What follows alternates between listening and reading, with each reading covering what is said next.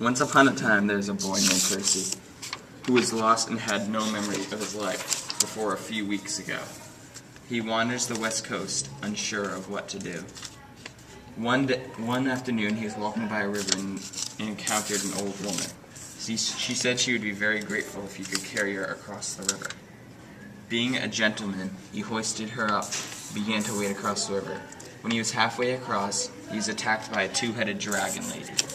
These attacks have happened somewhat frequently since he lost his memory. He couldn't put the old woman down because he feared that she may drown, so instead he willed over to punch the dragon and then drown it.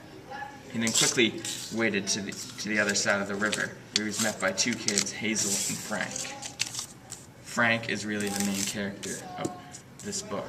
They became good friends and would soon be departing on a dangerous quest.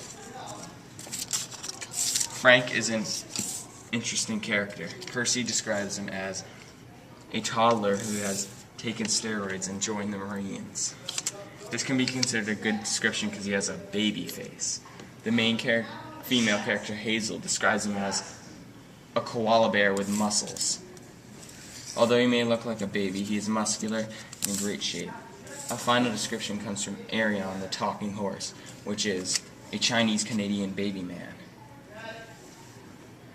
Frank's family is Chinese and Canadian, with some roots from Rome and Greece. He has a slight lack of self-confidence, but is a loyal and good friend.